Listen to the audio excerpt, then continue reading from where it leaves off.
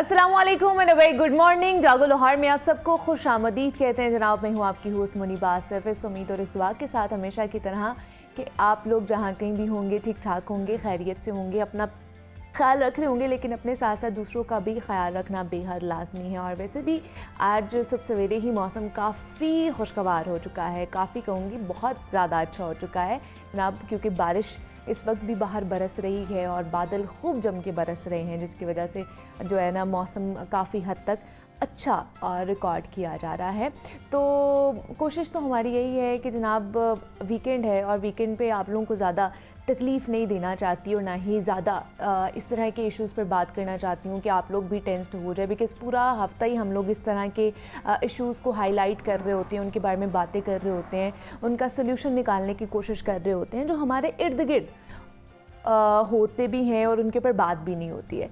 लेकिन फिर भी आज जिसके हवाले से मैसेज देना चाहूँगी, जिसके हवाले से बात करना चाहूँगी, वो हमारे मुआशरे की हकीकत बनता जा रहा है। ऐसा नहीं है कि उसके ऊपर बात नहीं होती, उसके ऊपर बात भी होती है, लेकिन पता नहीं क्यों ये कम क्यों नहीं हो रहा, समझ नहीं आती मुझे कि हमारे मुआशरे का ना ये अलमिया बनता जा रहा है। यहाँ ये सोच इतनी ज़्यादा परवान चढ़ती जा रही है कि औरत जो है ना वो सिर्फ पैसा चाहती है और पैसा देखकर ही शादी करती है वगैरह वगैरह, इस तरह की बहुत सारी बातें होती हैं। लेकिन मैं ये बात ना दावे से कह सकती हूँ कि ये सोच सिर्फ उन मर्दों की ईजाद करदा है जिनके पास खुद पैसे नहीं होते, जिनके जेब में पैसे नहीं होते हैं, जो कुछ करने के काबिल नहीं होते हैं। और जी हाँ, माजरत के साथ ये सिर्फ उन दकियानूसी मर्दों को जवाब है जो खुद किसी एहसास से महरूमी का शिकार होते हैं अपनी ज़िंदगी में और दुनिया को सिर्फ एक ही आंख से देखने के आदी भी होते हैं। औरत सिर्फ ना अपनी ज़िंदगी में सुकून चाहती है, एहतराम चाहती है और दूसरों की तरह सिर्फ 2 वक्त की रोटी ही अगर उसको भी मिल जाए ना तो उसे काफ़ी होता है अपनी ज़िंदगी गुजारने के लिए। और मैं ये भी कहूँगी कि एक औरत जो अगर आपके बच्चों की माँ है या माँ बनने वाली है तो उसके ज़हनी सुकून की भारी जिम्मेदारी उसके शौहर की होती है, सिर्फ़ और सिर्फ उस मर्द पर ही आती है। और ये मैंने क्यों बात की है, अब जो मैं वाक़या आप लोगों के साथ शेयर करने वाली हूँ उसके हवाले से ये सारी बात करने का जो मेरा मकसद था वो ये था कि कल एक इंतहाई अफसोसनाक वाक़या पेश आया है। लाहौर का ही वाक़या था कि जनरल हस्पताल में एक नौजवान लड़की ने अपने यहाँ तीसरी बेटी की पैदाइश पर छत से छलांग लगा दी। और ऑब्वियसली ये बताते हुए इंतहाई दुख के साथ, तकलीफ़ के साथ ये मैं बता भी रही हूँ और मुझे हो भी रही है कि उस लड़की पर बेटा पैदा करने का कितना प्रेशर होगा उस वक्त, कि वो किस अज़ियत से, किस ज़हनी कुर्ब से गुज़र रही होगी कि उसने इन तानों से दिल बर्दाश्ता हो के, इन रवैयों से दिल बर्दाश्ता हो के उनसे बचने के लिए तीसरी मंजिल से ही छलांग लगा दी है। ये आपकी सोच में आता है। और उस 25 साला लड़की ने सबसे पहले तो देखा जाए कि सी सेक्शन की तकलीफ़ सहकर अपनी बेटी को पैदा किया, इस दुनिया में लेकर आई, उसको 9 महीने अपने पेट में पाला और वो बेचारी अब एक इंतहाई तशवीशनाक हालत में ज़ेरे इलाज है हॉस्पिटल के अंदर। और बड़े अफसोस से कहना पड़ता है कि जब अपनी बेटी पर तकलीफ़ पड़ती है ना तो हम हर हद से गुजर जाते हैं। और यही जब दूसरों की बेटी लेकर हम लोग अपने घर आते हैं तो हम सारे कायदे, क़वानीन, असूल क्यों भूल जाते हैं। हम ये क्यों भूल जाते हैं कि हमारे घर अगर कोई बेटी आई है और कोई लड़की आई है तो वो भी तो किसी की बेटी है, वो भी तो किसी की बहन है, वो भी तो एक लड़की है, बिल्कुल हमारी बेटियों की तरह, हमारी बहनों की तरह। हम ये क्यों भूल जाते हैं। हम ये तो चाहते हैं कि हमारी बहन, हमारी बेटी, हमारी माँ खुश रहे। अगर वो किसी और के घर शादी करके जा रही है तो उसके ऊपर किसी भी तरह का प्रेशर ना आए, उसको कोई भी तकलीफ़ ना हो, ना उसके ससुराल वाले उसको प्रेशराइज़ करें, ना उसका शौहर प्रेशराइज़ करे, वो अच्छी अपनी ज़िंदगी गुजारे, जिस तरह वो अपने माँ बाप के घर ज़िंदगी गुजारती थी इसी तरह वहाँ पर गुजारे।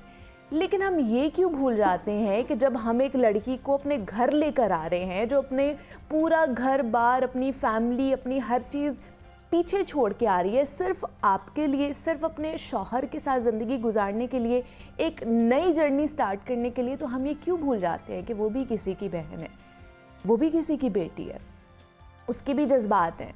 ये और ख़ास तौर पर ये जो बच्चे के हवाले से, जेंडर के हवाले से, ये तो किसी लड़की के हाथ में ही नहीं है, किसी औरत के तो हाथ में ही नहीं है, तो अल्लाह की है, ये अल्लाह की देन है।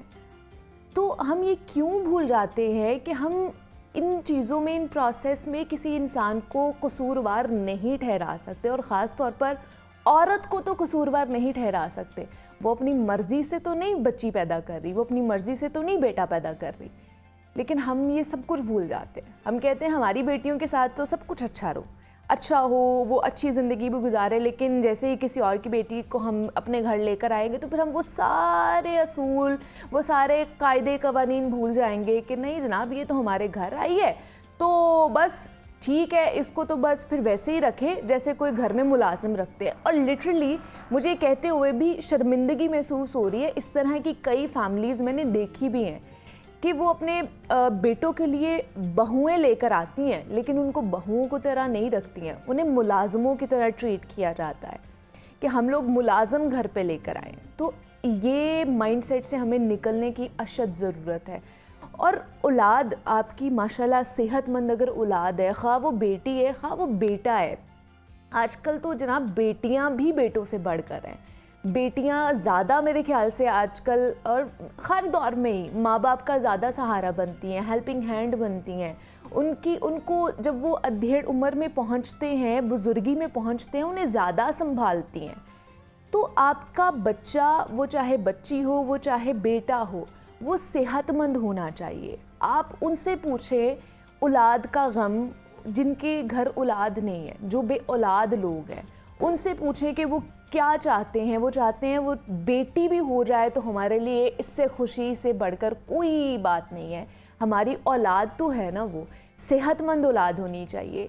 ये बेटा और बेटी का फ़र्क में से अब हमें निकल आना चाहिए। अब हम बहुत आगे चले गए, अब 21वीं सदी में हम बैठे हुए हैं, हम वो पुराने दौर से बहुत आगे निकले, लेकिन अभी भी बहुत से ऐसे लोग हैं, बहुत से ऐसे लोगों की रेशो है यहाँ पर भी जो अभी भी वही दकियानूसी बातों पर, वो ही रिवायात पर अभी भी चलते आ रहे हैं कि जनाब बेटा होगा तभी शायद हमारी नस्लें चलेंगी, या तभी हम मुआशरे में एक अच्छे जो है ना वो इंसान बन के और अच्छे शहरी बन के और सर उठा के चल सकते हैं।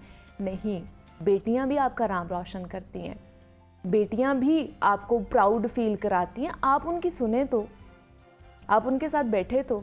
हजूर पाक सल्लल्लाहु अलैहि वसल्लम का बेटा नहीं था, उनका शजरा नसब कहाँ से चला? हज़रत फ़ातिमा से चला। तो ये एक इतनी बड़ी एग्ज़ाम्पल है हमारे सामने कि हजूर पाक सल्लल्लाहु अलैहि वसल्लम अपनी बेटी के साथ किस तरह का वो सारे मामलात रखते थे कि वो आती थी तो हजूर पाक सल्लल्लाहु अलैहि वसल्लम ख़ुद उनकी आमद पर खड़े हो जाते थे, और जब तक वो बैठती नहीं थी वो भी तशरीफ़ नहीं रखते थे। तो हमें उनसे क्यों नहीं सीखना चाहिए? हम वैसे तो बहुत दीन इस्लाम की बात करते हैं, लेकिन इस तरह की बातें क्यों नहीं हम सुनते? इस तरह की बातों पे क्यों हम अमल नहीं करते? हमारे अल्फाज कुछ और होते हैं और हमारा अमल कुछ और होता है। तो इन चीज़ों से हमें निकलने की कोशिश करनी चाहिए। खुदारा अपने आप को चेंज करें और ये लड़का और लड़की के जेंडर में से निकल आएँ, इस सोच में से निकल आएँ। अब लड़कियां भी हर मैदान में आपको नज़र आ रही होंगी, लड़कों के शाना बशाना खड़े होकर काम कर रही हैं, अपना नाम रोशन कर रही हैं, अपनी फैमिलीज़ का, और बड़ी इज़्ज़त के साथ, बहुत इज़्ज़त के साथ। ऐसा नहीं है कि अगर लड़की बाहर निकलेगी काम करेगी तो आपको कोई शर्मिंदगी का सामना करना पड़ेगा, ऐसा नहीं है। बहुत इज़्ज़त के साथ काम कर रही होती हैं और उनके माँ बाप भी जनाब बहुत ही प्राउड फील करते हैं उनके ऊपर। तो अब तो लड़कियां ज़्यादा आपका हेल्पिंग हैंड बनती है। तो इसलिए खुदारा बार बार यही रिक्वेस्ट करूँगी कि इस चीज़ में से निकल आएँ। अब लड़कियां भी किसी भी चीज़ से में पीछे नहीं रही हैं, अब वो भी हर मैदान में जो है वो आगे बढ़ती जा रही हैं। तो एक और, जिस तरह लड़कियों के हवाले से मैं बात कर रही हूँ, मैं भी लड़की हूँ, मैं भी पूरा शो कंडक्ट करती हूँ, यहाँ पे मुख्तलिफ मेहमानों से मिलती हूँ, आपकी भी मुलाकात कराती हूँ उनके साथ। रोज़ाना की बुनियाद पर ये चीज़ें चल रही होती हैं। हमारे फील्ड में कितनी ख़वातीन जो हैं वो हमें अपडेट करती हैं, वहाँ पर आपको मिल रही है। हर शोबे में इस वक्त आपको ख़वातीन मिल रही हैं और ज़्यादा तादाद में मिल रही हैं और अच्छा परफॉर्म करते हुए मिल रही हैं। ख़वातीन जिस भी रूप में हो, चाहे वो माँ हो या बेटी हो, बहन हो या फिर बीवी हो, हर रिश्ते में ना वो बेमिसाल होती है। और ये हो तो चाहे मर्द की निस्बत जिस्मानी एतबार से कमज़ोर हो, लेकिन हौसले में ना पहाड़ जैसी साबित होती है। और ये मेरा यकीन भी है, चाहे तो अपने घर में एक नज़र अपनी माँ के चेहरे को देख लें, जिसने आपको जन्म दिया, आपकी तरबियत की और आपको यहाँ इस मुकाम तक पहुँचाया है। और इस दौरान जिस हौसले और सब्र से उन्होंने काम लिया है वो आप बेहतर ही जानते होंगे।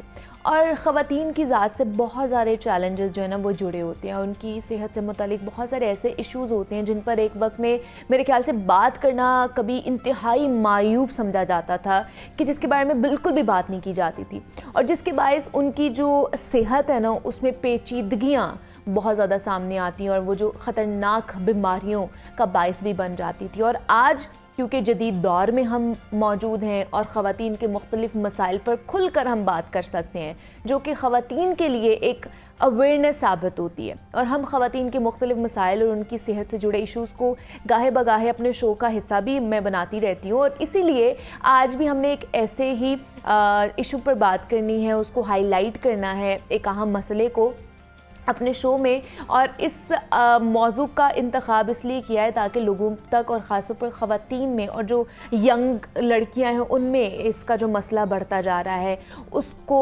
एड्रेस किया जाए, वो किस तरह इसको बेहतर कर सकते हैं, वो उस पर आज हम बात करेंगे। और इस पर बात करने के लिए हमारे साथ आज डॉक्टर नगीना राशिद मौजूद हैं, जो कि कंसल्टेंट गायनोकोलॉजिस्ट हैं, इनफर्टिलिटी लेप्रोस्कोपिक सर्जन हैं, इकरा हॉस्पिटल और फ़ारूक हॉस्पिटल से इनका ताल्लुक़ है। डॉक्टर नगीना, आपको वेलकम कहती हूँ जागो लाहौर में। कैसी हैं आप? थैंक यू सो मच, मैं बिल्कुल ठीक ठाक। डॉक्टर नगीना, सबसे पहले तो जिस तरह ख़वातीन के हवाले से हम बात कर रहे थे और इंट्रो में मैंने ख़वातीन के हवाले से बात की है कि जेंडर डिस्क्रिमिनेशन होती है, बेटा नहीं है तो बेटी क्यों पैदा की, और वो सारा एक अफसोसनाक वाक़या भी मैंने डिस्कस किया था। तो ख़वातीन अपनी सेहत का ख्याल नहीं रखती हैं, वो बचपन से ही नहीं रखा जाता है, माँ भी बन जाती है तब भी नहीं ख्याल रखती हैं। तो सबसे पहले तो यंग गर्ल्स के हवाले से बात कर लेते हैं। इस टाइम पे एक तो पीसीओएस का बहुत ज़्यादा मसला आ रहा है, दूसरा इरेगुलर जो मेंसेस हैं, ये जो साइकिल है उसका बहुत ज़्यादा मसला आ रहा है। क्या है इसकी वजूहात? अच्छा, ऐसे है कि एक तो सबसे जो इम्पोर्टेंट कॉज है ना आजकल वो है ओबेसिटी। अच्छा, क्योंकि मोटापा इतना ज़्यादा है यंग गर्ल्स के अंदर, और उसकी सबसे बड़ी वजह जो है वो स्टेगनेंट लाइफस्टाइल है। ओके। सब लोग आजकल डिजिटल मीडिया पे हैं, मोबाइल लेंगे, लैपटॉप लेंगे, सारा दिन बैठे रहेंगे, किसी किस्म की कोई फिजिकल एक्सरसाइज नहीं है। उससे क्या होता है कि ओवेरियन जो फैक्टर है वो बहुत डिस्टर्ब है। ओके। अब जो ओवेरियन फैक्टर है उसने सारे हार्मोन्स प्रोड्यूस करने हैं, उन हार्मोन्स ने आपके साइकिल को रेगुलर रखना है। जब पहले लड़कियों में होता था जी कि आपने फिजिकल एक्सरसाइज है, इवन गलियों में खेल लेती थी, बाहर खेल लेती थी, स्कूल में स्पोर्ट्स होती थी। अब आजकल बहुत कम रुझान है कि लड़कियां जो हैं वो स्पोर्ट्स में जाएं, हाँ। या फिर उनमें स्कूल कॉलेजेस में। तो अब सारी जो डिजिटल मीडिया है ना, इसने बहुत ज़्यादा अफेक्ट किया है। दूसरा जो अफेक्ट किया है वो मुनीबा सबसे ज़्यादा जंक फूड ने। हेल्दी फूड स्टाइल बिल्कुल नहीं है। अगर आप किसी भी लड़की को कहें कि आप फ्रूट्स लेती हैं, वेजिटेबल्स लेती हैं, दूध पीती हैं, स्लीप प्रॉपर लेती हैं, नहीं। तीसरी चीज़, हमारी जो स्लीप का पैटर्न है वो बहुत चेंज हो गया। रात को पूरी रात लड़कियां जागती हैं, मॉर्निंग में सो रही हैं। अब ये जो सारे स्लीप पैटर्न्स हैं, इनसे क्या होता है, मेलाटोनिन का लेवल कम हो गया, एंड्रोजन की प्रोडक्शन ज़्यादा हो गई। That led to polycystic ovary, polycystic ovarian syndrome हो गया। उससे क्या है कि चेहरे पे बाल आना शुरू हो गए, एक्नी होना शुरू हो गई, वेट गेन मजीद होना शुरू हो गया, पीरियड्स इरेगुलरिटी हो गई। तो ये सारी चीज़ें जो हैं ये फिर लड़कियों की सेहत को अफेक्ट करती हैं। अच्छा, एक तो इरेगुलर होते हैं, दूसरा ये कि बहुत से मैंने ऐसे केसेस भी देखे जिनको 3-3 महीने, 4-4 महीने, 6-6 महीने रेगुलर होते रहते हैं और उसके बाद वो बंद हो जाते हैं। इसकी क्या वजह है? अच्छा, इसमें ना एक तो है कि रेगुलर साइकिल होना। हाँ, हमें ना रेगुलर साइकिल की ये डिस्क्रिप्शन लेनी पड़ती है कि क्या 22 डेज के करीब लड़की ब्लीड करती है, क्या उसको 35 डेज टू 40 डेज के दरमियान ब्लीडिंग होती है। अगर पीरियड्स का साइकिल 2 to 3 मंथ्स के बाद है तो भी वो रेगुलर नहीं है। अगर उसको एक महीने में 2 बार पीरियड्स आते हैं तो भी रेगुलर नहीं है। अगर उसको पीरियड्स के दौरान इतना हैवी फ्लो है कि ब्लड की कमी डेवलप हो जाती है तो ये भी नॉर्मल नहीं है। तो इन सारी चीज़ों को आइडेंटिफाई करना ज़रूरी है। और ये हर चीज़ जो है ना, ये एक मुनीबा अंडरलाइन कॉज से रिलेटेड होती है। जैसे आपको किसी चीज़ का एक आइसबर्ग नज़र आ रहा होता है ना, आपको लगता है इसके नीचे कुछ है। इसी तरह किसी चीज़ की टेल नज़र आ रही होती है कि इसके नीचे कुछ है। इसी तरह से आपको हमेशा एक हार्मोनल प्रॉब्लम की टेल नज़र आएगी कि अच्छा पीरियड्स ठीक नहीं आ रहे, लेकिन लोग इसको इग्नोर कर देते हैं कि खुद ब खुद ठीक हो जाएगा जी, कोई बात नहीं जी, गर्म चीजें खिला दें जी, ये दूध छूत पिला दें जी, या ये छुआरे खिला दें तो पीरियड्स ठीक हो जाएंगे। हालांकि ऐसा कुछ नहीं है, इससे इसका कोई ताल्लुक नहीं है, इससे कोई ताल्लुक नहीं है। ये सारी मिथ्स ही हैं और ये हम लोग घर में जो खुद ही कर रहे होते हैं। दूसरा, मैसिव पेन, जिस तरह हमने बात की, बहुत ज्यादा होती है और खासतौर पर ये जो यंग गर्ल्स हैं उनमें बहुत ज्यादा मैसिव पेन के साथ केसेस आते हैं। इसकी क्या वजह है? अच्छा देखो, हमारी ज़ुबान में ना पेनफुल पीरियड्स को डिस्मेनोरिया कहते हैं। अच्छा, डिस्मेनोरिया का मतलब है कि आपके पेनफुल पीरियड्स हैं। अब जो पेनफुल पीरियड्स हैं ना, वो हमारी लड़कियों को 95% तक, यानी 45 से 95% तक लड़कियों को अफेक्ट करते हैं। अच्छा, अब उस अफेक्ट करने की ना फिर इंटेंसिटी है। अब जैसे कुछ को शुरू से ही पीरियड्स में पेन होगी, लेकिन इतनी होगी कि टॉलरेबल है। हाँ, टॉलरेबल है, तो हम बर्दाश्त के कहते हैं कि काबिल है। बेटे उसको रीअश्योरेंस दे दो, अच्छा, उसकी ठीक है। काउंसलिंग कर दो कि बेटे ठीक है, ठीक हो जाओगे। हाँ। दूसरा होता है सेकेंडरी डिस्मेनोरिया, जिसमें कि हमें कोई वजह मिलती है। अच्छा, उसमें क्या होता है कि फिर आपको साथ कोई ना कोई कॉज भी मिल रही होती है। जैसे कि पीरियड्स पेन के साथ वो कहेगी कि डॉक्टर साहब मुझे ना इंटरमेस्ट्रुअल भी ब्लीडिंग हो जाती है, मुझे डिस्चार्ज भी साथ है, मुझे लोअर एब्डोमिनल पेन वैसे भी रहती है, पूरे महीने भी साइकिल में पेन है। फिर हम उसको इन्वेस्टिगेट करते हैं, और उसमें सबसे इंपॉर्टेंट एक छोटा सा हमारे पास स्कैन मशीन हर गायनेकोलॉजिस्ट के पास मौजूद होती है। एक अल्ट्रासाउंड करके देख लेते हैं कि कोई एंडोमेट्रियोसिस, कोई फाइब्रॉइड, कोई इन्फेक्शन कुछ तो नहीं है। अगर कुछ नहीं है उसको काउंसल करते हैं, लेकिन इसके लिए मुनीबा ट्रीटमेंट लेना बहुत जरूरी है। ठीक है। अक्सर लोग कहते हैं उनको वॉमिटिंग शुरू हो जाती है दर्द के मारे, लेकिन वो कहते हैं जी माँ ने कहा पेल कि दवाई- कलर हो जाता है, वॉमिटिंग हो जाती है, इतना नौजिया होता है, मतलब बहुत कंडीशन खराब और इवन होती वो है। स्कूल कॉलेज से वापस आना पड़ता Exactly, है। हाँ। लेकिन वो कहते हैं जी चूंकि अम्मी ने कहा था कि पीरियड्स के दौरान गोली कोई नहीं गोली नहीं खानी कोई। तो अब हैं हम आइबोप्रोफिन देते हैं, नेप्रोक्सिन देते हैं, हम एंटीस्पेस्मोटिक्स देते हैं, और आप यकीन करें कि 80% पेन उससे रिलीफ हो जाता है। अच्छा, फिर लाइफस्टाइल से भी बड़ा इसमें भी फर्क पड़ता है। मतलब मेडिसिन खा लेनी खा चाहिए, लेनी इसमें चाहिए। कोई मुजायका नहीं है, कोई हरज नहीं है, बिल्कुल कोई हर्ज नहीं है। आप एक दो जो है ना, अगर बहुत ज्यादा पेन है, अगर काबिले बर्दाश्त है फिर तो ना ही फिर खाएं, रहने दें। वो बेहतर है। अगर बहुत ज्यादा पेन है, मिसिव पेन है आपको, इसमें और ले कोई लेना भी काम नहीं हो रहा आपसे, तो आप उसमें खा ले सकते लेना। हैं। अच्छा, इसमें भी मुनीबा लाइफस्टाइल फर्क डालता अच्छा। है। जो लड़कियां एक्सरसाइज करती हैं रेगुलर, जो लड़कियां वेजिटेरियन डाइट पे रहती अच्छा। हैं, जो लड़कियां फैट का कंटेंट कम रखती हैं, उनको डिस्मेनोरिया कम होता है। ओके, ये इंसिडेंस है। तो इस वजह से हम पेशेंट्स को कहते हैं कि बेटे रेगुलर अपनी जो लाइफस्टाइल है ना, इसमें कोई एक्सरसाइज ऐड कर लें, 30 मिनट्स की वॉक ही ऐड कर लें। इससे आपकी ओवरी की सप्लाई इंक्रीज हो जाती है, आपके सेरोटोनिन बेहतर हो जाते हैं, और आपका डिस्मेनोरिया कम हो जाता है।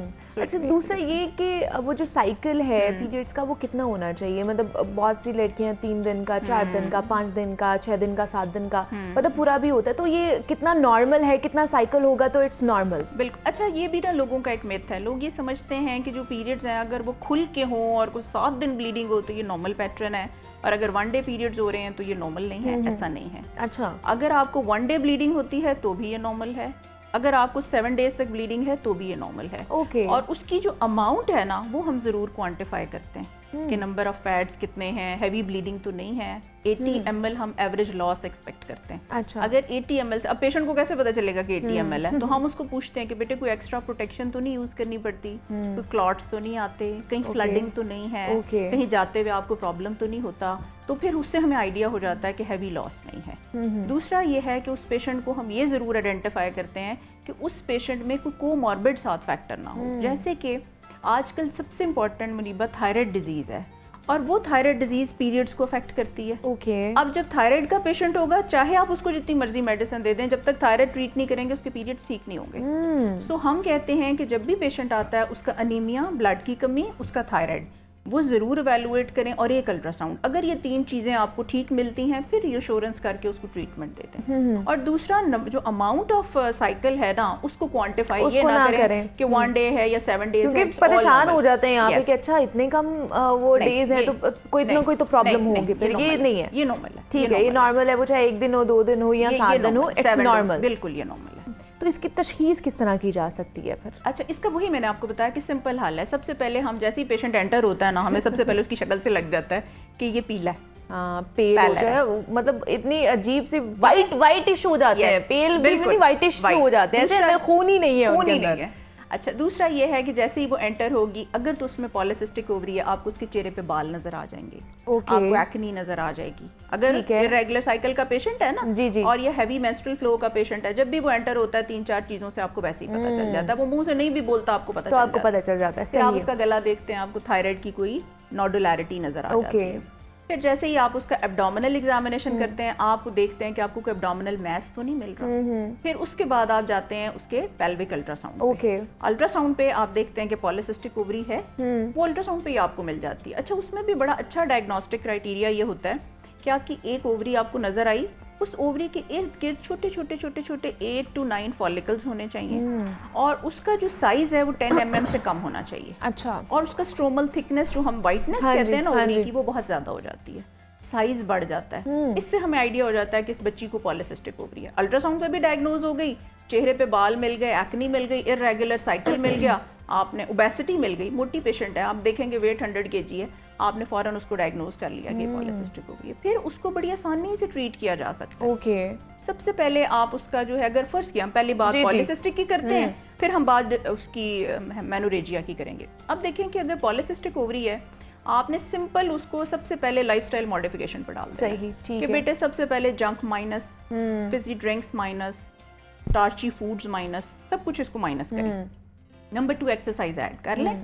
नंबर 3 साइकिल को रेगुलर करने के लिए हम उनको मेडिसिन दे देते हैं, ठीक है, जिसमें ऐसा कंटेंट होता है, यानी कि सिप्रोट्रोन एसीटेट। वो क्या करता है, वो जो एंड्रोजन प्रोडक्शन है ना, एक्नी प्रोडक्शन है और जो बालों की प्रोडक्शन है, इसको भी कम करता है और साइकिल भी रेगुलर करता है। अच्छा, ठीक है। जब ये सारा होना शुरू होता है, पेशेंट को ऑटोमेटिकली गुड फील होना शुरू हो जाता है कि मुझे रेगुलर पीरियड्स भी हो रहे हैं, मेरा वेट भी कम हो रहा है।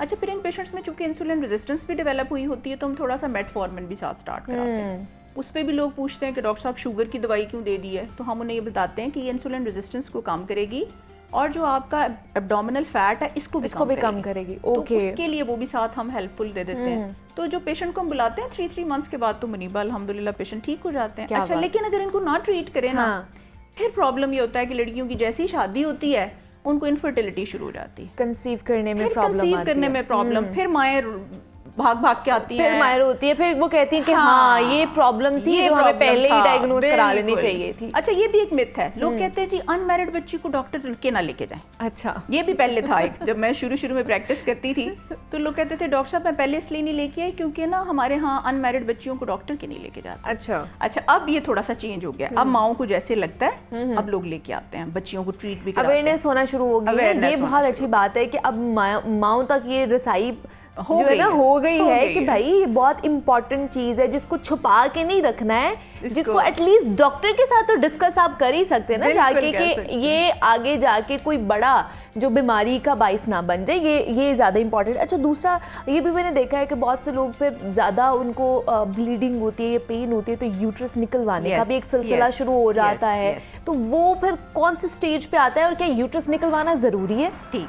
अच्छा, ऐसे है मुनीबा कि हमने डायग्नोज किया कि भाई हमारे पास जो हैवी मेंस्ट्रुअल ब्लीडिंग है उसकी कॉज क्या है। ठीक है, जैसे कि मैंने आपको बताया कि एग्जामिनेशन कर लिया हमने, उसकी इन्वेस्टिगेशन करा ली, अब उसकी मल्टीपल जो कॉजेज है ना उनको फिर हम उसी के अकॉर्डिंगली ट्रीट करते हैं।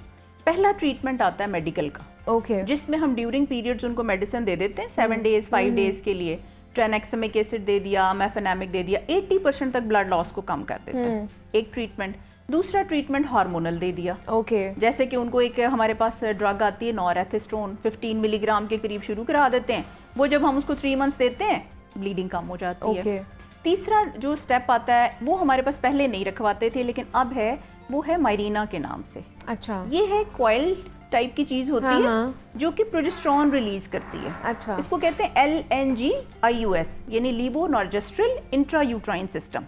अच्छा, अब ये क्या करते हैं कि इसमें कोई एनेस्थीसिया नहीं चाहिए होता, ये एक इंपोर्टेड कॉइल आती है जो कि हम रिलीजिंग प्रोजेस्टेरोन रिलीज करेगी यूट्रस के अंदर, हम डायरेक्टली इसको रख देते हैं। इससे क्या होता है कि हल्का हल्का वो जो लीवोनॉर्जेस्ट्रल रिलीज होता है उससे ब्लीडिंग सप्रेस हो जाती है, क्योंकि कुछ पेशेंट्स ऐसे होते हैं जिनकी आप सर्जरी नहीं कर सकते। इसका कोई नुकसान तो नहीं? नहीं, नुकसान नहीं। और दूसरा ये कि इसके छोटे छोटे साइड इफेक्ट्स हैं वो हम एक्सप्लेन कर देते हैं पेशेंट को, लेकिन उससे फायदा बहुत होता है। फायदा ये होता है कि जो पेशेंट सर्जरी नहीं करा सकते, जिन पेशेंट्स में हार्ट डिजीज है, बहुत ज्यादा अनकंट्रोल शुगर है, वेट जो यूट्रस नहीं निकलवाना चाहते, सपोज नहीं निकलवाना चाहते, तो वो ये 95% ब्लड लॉस को कम करती है। अच्छा, ठीक है। अच्छा, फिर तीसरी चीज, अगर फर्ज किया मेडिकल ट्रीटमेंट दे दिया, 6 महीने मरीज रो के आया, नहीं डॉक्टर साहब नहीं फायदा हुआ, उसको लीवोनॉर्जेस्ट्रल भी सूट नहीं की, फिर हम जाते हैं टुवर्ड सर्जरी।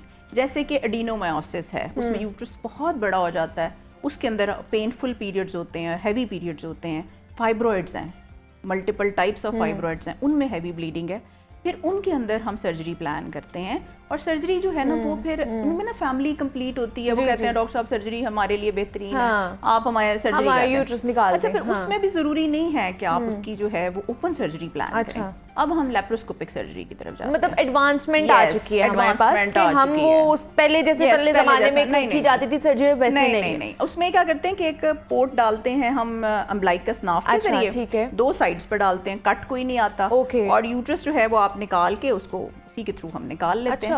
अच्छा, इसमें देखो 1 दिन का स्टे है, कोई कट वगैरह भी नहीं है, ब्लीडिंग नहीं है, इन्फेक्शन नहीं है, हर्निया नहीं है, और 1 डे के स्टे में पेशेंट्स यूट्रस निकलवा के चली भी जाती है घर। तो इसलिए चीजें बहुत इम्प्रूव हो गई हैं। अब पहले वाला सिलसिला नहीं रहा कि वो पूरा पेट काटा जाता था, मिडलाइन वो स्कार्स आते थे, ऐसा कुछ नहीं। अब ऐसा नहीं है, बहुत ज़्यादा एडवांसमेंट आ चुकी है, जदीद तरीके, जदीद इक्विपमेंट्स हमारे पास आ चुके हैं जो इजीली आपका इलाज करते हैं, ट्रीटमेंट करते हैं और आप इजी टू गो होते हैं, आप आराम से घर जा सकते हैं। अच्छा, दूसरा ये कि बहुत से अब जैसे सारी चीज़ें हैं, पीसीओएस का मैंने ये सुना था कि जी बहुत ज़्यादा चिकन खाने से भी है प्रॉब्लम, बिकॉज उसको इस तरह के इंजेक्शंस लगाए जाते हैं, तो पीसीओएस का मसला बढ़ता जा रहा है। ये मिथ है या वाकई ऐसा? नहीं, वाकई ऐसा है। तो अच्छा, हमने एक स्टडी की थी, वो स्टडी की थी हमने अंडर 19 गर्ल्स पे। अच्छा। और उसमें हमने देखा कि जो भी लड़कियां जिनको चिकन जिनकी डाइट में बहुत ज्यादा था, उनकी डाइट में ब्रायलर के ज्यादा खाने से पॉलीसिस्टिक का एलिमेंट ज्यादा था। तो जंक तो हर सूरत आपने बंद करना है, क्योंकि हर जंक के अंदर ब्रायलर है, और चिकन की जो फीड होती है ना, उसके अंदर एक स्टीरॉयड ऐड किया जाता है, और वही स्टीरॉयड बेसिकली आपके जो हार्मोन्स, जो स्टीरॉयडोजेनेसिस होते हैं, उनको चेंज करता है। तो ये तो आपने अवॉइड करना। आप बल्कि खुद भी देखें मुनीबा के पहले जब सिंपल डाइट्स थी, देसी खुराक थी, देसी खाना था, तो हम हार्मोनल इश्यूज इतने होते कहाँ थे? नहीं होते थे। नहीं तो ब्रॉयलर की जगह देसी खा ले। यस, देसी खा ले, वो ज्यादा बेहतर है। बिल्कुल, देसी अंडे खाएं, देसी चिकन खाएं, बीफ खाएं, मटन खा ले, कोई हर्ज नहीं है, सिवाय इसके कि ब्रॉयलर को अवॉइड किया जाए। मतलब ये एक बड़ा कॉज है पीसीओएस का, और ये वाकई ऐसा है कि लड़कियों में इस वजह से भी बहुत ज्यादा, हम लोग उनको कहते हैं जी प्रोटीन आपको चाहिए, ब्रॉयलर से आपको अच्छी प्रोटीन मिल जाएगी, ठीक है, लेकिन ऐसा नहीं है। उसकी वजह से हमें कितनी ज्यादा और बीमारियां हो रही हैं, खासतौर पर पीसीओएस का मसला कितना ज्यादा बढ़ता जा रहा है। हर 2 में से 1 लड़की को पीसीओ का मसला है। तो इसलिए बेहतर है कि अपनी डाइटरी मोडिफिकेशन अपने अंदर लेकर आए, लाइफस्टाइल को बेहतर करें और इन तमाम तर बीमारियों से छुटकारा हासिल करें। हमारे साथ डॉक्टर नगीना राशिद मौजूद थी, बहुत शुक्रिया डॉक्टर साहिबा, बहुत अच्छा लगा आपसे मिलकर, बहुत अच्छी गुफ्तगू रही है हमारी। उम्मीद करती हूँ कि इससे कुछ ना कुछ आप लोगों को अवेयरनेस मिली होगी कि किस तरह हमने इन चीज़ों को हाईलाइट करना है और डॉक्टर के पास भी जाना है, खुद से डॉक्टर नहीं बनना है। इधर एक छोटी सी ब्रेक लेते हैं, मिलते हैं इस ब्रेक के बाद।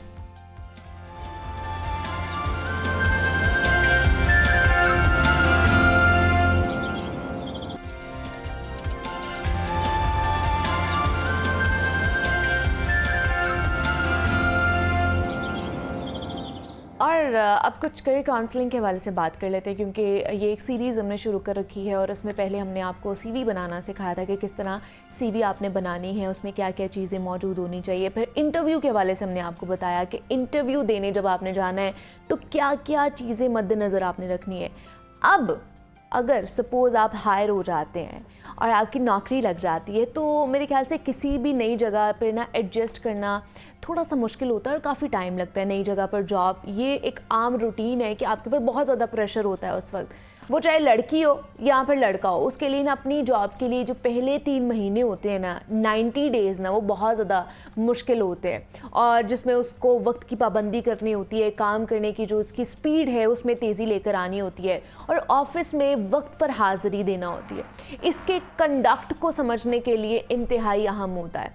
और जैसे अक्सर कहा जाता है ना कि first impression is your last impression, तो पहले जो 3 महीने हैं ना, वो हर किसी के लिए इंतहाई अहमियत के हामिल होते हैं। और नई जगह है और आपने अपने बॉस के सामने भी अपनी अच्छी जगह बनानी है, और इसके लिए आपका जो पहला उसूल है वो वक्त की पाबंदी होना चाहिए। और इस फार्मूले को अपनाने के बाद ना आप खुद ही उस जगह के मयार के मुताबिक एडजस्ट करना शुरू कर देते हैं।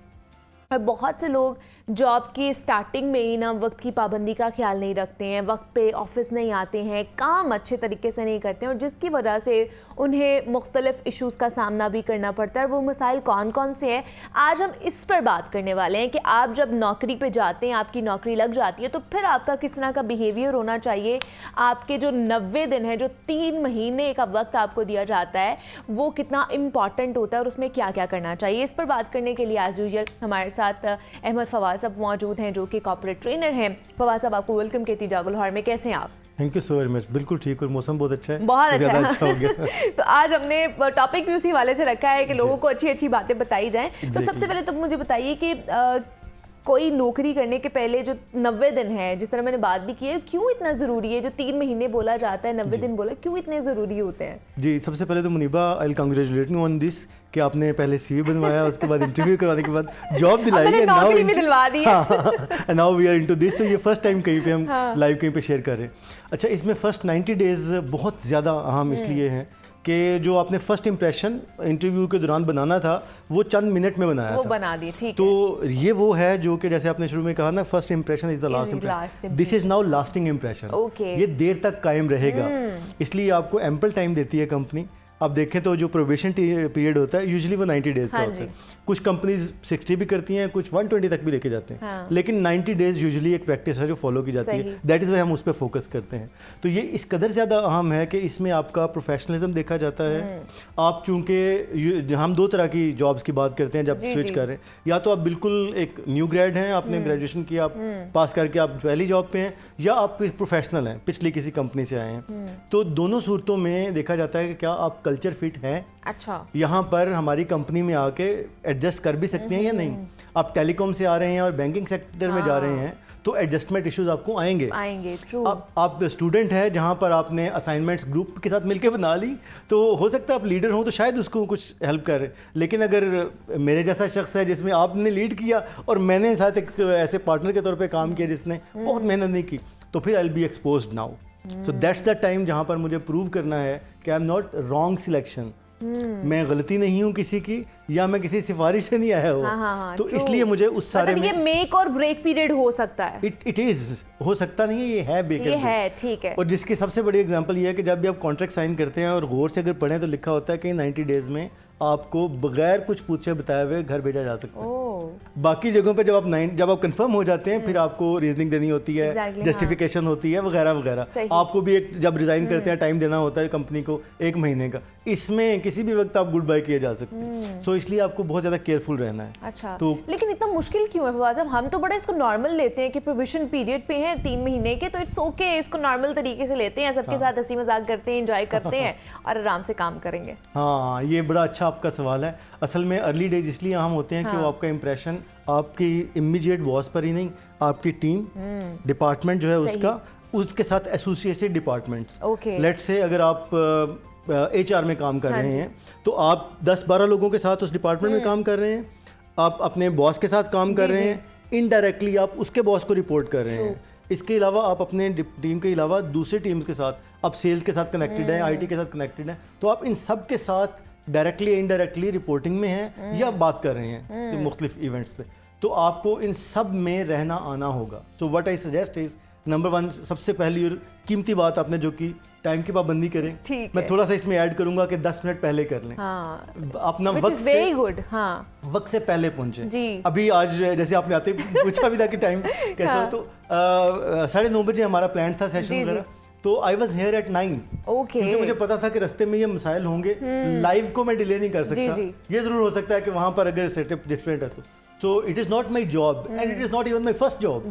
सो what I had to do it कि मुझे उसकी ये समझना है कि उस सिचुएशन की नीड क्या है। तो आपकी जो जॉब है उसकी नीड है कि आप वक्त से पहले पहुंचे, रिलैक्स करें, आप नेटवर्किंग करें, दोस्तों से मिलें, ये आपकी जॉब का हिस्सा समझते हुए आपको करें। आपने जब एंटर होना है तो जो रिसेप्शनिस्ट हैं उनसे हेलो हाय करें, गार्ड को सलाम करें। अच्छा, everyone should be familiar with your मतलब नेटवर्किंग भी is very important. Oh yes, this is the key. अच्छा मुनीबा, अभी देखें ले ऑफ्स दुनिया भर में हो रहे हैं, दुनिया भर में ले ऑफ हो रहे हैं, मैस ले ऑफ हो रहा है। उसमें कहते हैं कि 2 तरह के ले ऑफ है ना, एक है कि आपके डिपार्टमेंट की जरूरत खत्म हो गई, आपके लिए, हाँ, या आपकी रिडंडेंट हो गया, आपकी पोजीशन खत्म हो गई, वो तो चले एक मैस ले ऑफ हो गया। दूसरा ले ऑफ होता है जो अपेरेंटली बता रहे होते हैं कि जी 10 लोग चाहिए और 6 नहीं चाहिए, लेकिन वो 6 पिक हो रहे हैं। तो बचता कौन है? क्या who is the best one in the lot? नहीं, who has the strongest network, जिसको लोग जानते हैं कि ये काम करने वाला बंदा। हो सकता है कि मैं बहुत काम करता हूँ और सर जिसको कहते हैं सर सुट के बैठा हूँ, काम करता जा रहा हूँ, लेकिन नो वन नोस के क्या कर रहे हैं। तो फिर जब पोजीशन जगह खाली होगी कहेंगे ठीक है यार काम कोई और भी कर लेगा। लेकिन if you have got the strong network network का मतलब ये नहीं है कि आप किसी को गिफ्ट दे रहे हैं, किसी के साथ, सिर्फ ये कि लोग जानते हैं कि आप काम कर रहे हैं। क्योंकि हमारे एक दोस्त हैं, बड़ी मजे की बात करते हैं। वो कहते हैं कि जब आप काम करें ना तो एक हाथ से काम करें और एक हाथ से ढोल बजाएं। अच्छा। तो वो कहते हैं सब एक वक्त है जब आपको दोनों हाथों को इस्तेमाल करना है। तो मैंने कहा क्या दोनों हाथों से काम करना है? कहते हैं नहीं, दोनों हाथों से ढोल बजाना है। जब लोग नहीं देख रहे, वजह क्या है, आप एक ऐसे सोसाइटी में रह रहे हैं किसी भी जगह पर जहाँ पर आपके काम की कम एप्रिसिएशन होती है, लोग एक्नॉलेज कम करते हैं। तो what should you do then? आप काम करते हैं, उसके साथ एक्नॉलेज होना बहुत ज़रूरी है। आपके बॉस को खबर हो कि आप क्या कर रहे हैं। मैं समझता हूँ मैंने इसमें, आई मस्ट कन्फेस, मैंने इसमें वक्त ज़ाया किया ये सोचते हुए कि बस काम करें और ज़ोर से करें और वो रजिस्टर खुद हो जाएगा। ऐसा नहीं होता, ऐसा नहीं है। ये डिफरेंट स्किल है ना। आप देखें हमारा पूरा मीडिया दुनिया भर का किस चीज़ पे चलता है? एड्स पे। हमारी खुराक वही है ना, वहीं से पेज आती हैं। जी। ऐड क्यों कंपनीज बनाती हैं? काम तो अपना कर रही हैं, वो ऐड बनाती हैं ना ताकि उनकी प्रोडक्ट रजिस्टर हो और कस्टमर घर से निकल के वहां तक जाए दुकान से खरीदने के लिए। तो आप ये प्रोडक्ट हैं। हमने सीवी में यही डिस्कस किया था, इंटरव्यू में भी। हाँ जी। तो जब आपने काम किया है तो लोगों को पता होना चाहिए। पता क्या होगा, उसका पैटर्न आप डिसाइड कर सकते हैं। बुरा भला कैसे होना, ये आपका पैटर्न डिसाइड करें। तो top to bottom people should know your work in a right way. आप दूसरों के चोरी ना कर रहे हो, लोगों को कॉपी ना कर रहे हो, कॉपी पेस्टिंग चल रही हो वहाँ पे भी ना कर रहे हो, और जिम्मेदारी के साथ कर रहे हो, टाइम पे आना हो आपका। टास्क कंप्लीशन बहुत ज़रूरी है फर्स्ट 90 डेज में। आप मेरी बॉस हैं, आपने मुझे एक टास्क दिया तो सबसे पहले मेरे लिए ज़रूरी है कि मैं कॉपी पेंसिल अपने पास रखूँ। अच्छा, मेरे कई लोग कहते हैं जो ख़ासतौर पे मिलेनियल्स एंड जेन ज़ी अब आ रही हैं इंडस्ट्री में, वो कहते हैं जी मोबाइल है तो फिर हम क्यों कॉपी पेंसिल मोबाइल में नोट्स आप कर लें। मोबाइल में। तो मैंने एक स्टडी पढ़ी थी, उसमें था कि जो ज़्यादा इफेक्टिव वे है याद रखने का भी, वो जब आप लिखते हैं तो आपका याद हो जाता है। हाँ। और ये ह्यूमन नेचर है, इसका कोई उससे ताल्लुक नहीं है मॉडर्न होने या ना होने से। तो आप बेहतर है कि लिखें। नंबर 1, उसकी एक सिग्निफिकेंट वैल्यू होगी। आप बॉस है ना, आप मुझे नोट्स दे रही हैं कि यार ये आपने 4 दिन में काम मुकम्मल करने हैं। जब मैं कॉपी पेंसिल उठा के लिखना शुरू करूंगा तो आपको भी एक इनडायरेक्ट मैसेज मिलेगा कि जिम्मेदारी से लिख रहा है, तो आपने भी जिम्मेदारी से बात करनी है, तो मैं भी जिम्मेदारी से लिखूंगा। तो once I have those 4-5 points, मैं एक दफ़ा आपसे रिक्वेस्ट कर लूँ कि मैम आपने ये कहा था, ये काम करने हैं मुझे, आप कहेंगे डन। अब 5वें दिन अगर आपने कहा कि तुमने वो छठा काम क्यों नहीं किया जो मैंने कहा था, तो आप देखते हैं कि मैम आई एम सॉरी, उसमें तो ये चीज़ शामिल नहीं थी। तो आप बदतमीजी नहीं कर रहे, आप उनको रिफ्यूट नहीं कर रहे किसी तरह, आप सिर्फ कह रहे हैं कि मेरे पास वो नोट्स में मौजूद नहीं है। तो आप कहें तो मैं ऐड कर लूँ, अभी इतना सा टाइम लगेगा और हो जाएगा। ठीक है। So it shows your professionalism. दूसरे को आपने सख्ती से जवाब नहीं दिया, लेकिन आपने एक्नॉलेज करवा दिया कि नहीं मेरे पास 4 काम है। सो एज वी स्टार्टेड, एक टाइमली आना है, दूसरा network, it has to be very strong, तीसरा आप टास्क ओरिएंटेड रहें और वो लिख लें। ठीक है। नंबर 4, उसकी डेडलाइंस के साथ फीडबैक अपने बॉस को देते रहें। कि 4 दिन में काम होना है तो इसका मतलब ये नहीं कि चौथे दिन शक्ल दिखानी है आपने। जैसे जैसे काम होता जा रहा है आप उनको इन्फॉर्म करते जाएं कि ये इतना काम हो गया, इतना रह गया, और इस पे कोई फीडबैक है अगर आप तो वो बता दें। सही। सो दीज आर सब बेसिक स्टेप्स जो आपको फॉलो करने, ये जो फॉलो करने हैं। अच्छा, ये तो है कि हम लोगों ने करना है, लेकिन ये जो ऑफिस में बैठ के एक दूसरे के साथ इंटरटेनमेंट करना और थोड़ा सा इस तरह का बिहेवियर भी शो करना कि आप संजीदा नहीं, अपने मतलब काम भी आप अच्छे तरीके से कर रहे हैं, बाकी सारी चीज़ें भी कर रहे हैं, लेकिन ये जो इस तरह का बिहेवियर होता है, क्या वो टॉलरेबल होता है? एक होता है कैजुअल होना। हाँ, मतलब बहुत ही ज़्यादा कैजुअल हो जाते हैं बहुत से लोग। एक है इनफॉर्मल होना। कैजुअल होना है कि आप बिल्कुल रिलैक्स होकर आ गए और अपनी मर्जी से अपनी मर्जी के जोक्स कर रहे हैं, अपनी मर्जी का एनवायरनमेंट बनाने की कोशिश कर रहे हैं। That doesn't work, no one likes it. लेकिन जो इनफॉर्मल है वो उसी माहौल के मुताबिक अलाइंड है। आप हल्के हल्के क्रैक करते रहते हैं, माहौल को लाइट रखते हैं, लेकिन जो काम है उसमें कमी नहीं आती, तो फिर वो कोई माइंड नहीं करता। सही। तो एज अ न्यू कमर भी आप माहौल को बहुत ज्यादा अपने मुताबिक ढालने की कोशिश बिल्कुल ना करें। जिन्होंने पूरा सेटअप सजाया है, इतनी मेहनत करके डॉलर्स की इन्वेस्टमेंट की हुई है, वो सिर्फ आपकी वजह से उसको चेंज नहीं करेंगे। हाँ। और इमीडिएटली करना भी नहीं चाहिए। ये भी माइंडसेट बहुत ज्यादा बड़ा अच्छा पॉइंट भी मेरे दिमाग में आया है कि बहुत से बच्चों को मैंने ऐसे देखा है, कहते हैं जी हमने वो जॉब छोड़ दी। क्यों छोड़ी है? वो हमारे मिजाज के मुताबिक नहीं थी। हम जिस इन्वायरमेंट में हम काम करना चाहते थे वैसा इन्वायरमेंट नहीं था। आपने उसमें ढलना है, ना कि इस इन्वायरमेंट ने आप में ढलना है, या आपके मुताबिक उसने चलना है। वेरी ट्रू, बिल्कुल। ये यंगस्टर्स की आजकल ये माइंडसेट बना हुआ है। हाँ, ये बहुत बड़ा। देखें, वो बड़ी एक मजे की बात आपको शेर सुनाता हूँ, साहिर लुधियानवी का। तुम में हिम्मत है तो दुनिया से बगावत कर लो, वरना माँ बाप जहाँ कहते हैं शादी कर लो। तो भाई अगर आपके पास तो आप चुप करके नौकरी कर लें। अगर आपके पास इतनी इन्वेस्टमेंट है, डॉलर वैल्यू है, आप ये सारा इनटेक कर सकते हैं, अपना सेटअप लगाएं, वैसा माहौल बना लें। Exactly. लेकिन अगर आप जॉब कर रहे हैं तो फिर आपको उस सेटअप के मुताबिक ढलना पड़ेगा। कहते हैं नौकर की तो नखरा की। हाँ एग्जैक्टली, बिल्कुल बिल्कुल ये ऐसे। मुहावरे भी यही हमारे मुआशरे में बने हुए हैं ना, हाँ। और इन चीजों को देख के बने हुए हैं। हाँ। अच्छा, दूसरा ये आखिर 90 दिन ही क्यों, 90 डेज ही क्यों है? ये 60 डेज भी हो सकते थे, 50 डेज भी हो सकते थे, 100 डेज भी हो सकते थे, 120 डेज भी हो सकते थे, 90 दिन ही क्यों? इसकी 2-3 वजह हैं। कंपनीज ने इसमें इस तरह से इन्वेस्ट किया हुआ है। एक तो ये कि एक क्वार्टर होता है ये साल का। अच्छा आप देखें 12 मंथ्स हैं, हाँ। तो 3 मंथ्स का एक क्वार्टर है। जी। अमूमन कॉर्पोरेट सेक्टर बिलखसूस वो क्वार्टरली अपना रेवेन्यू जो है वो अपडेट कर रहे होते हैं। उन्होंने अगर कहीं पे मल्टीनेशनल कंपनीज, उन्होंने जवाब भी 90 डेज के मुताबिक ही देना जी, होता है। मंथली भी होता है, लेकिन एक क्वार्टर को खास सिग्निफिकेंट वैल्यू है। एक तो ये वजह है।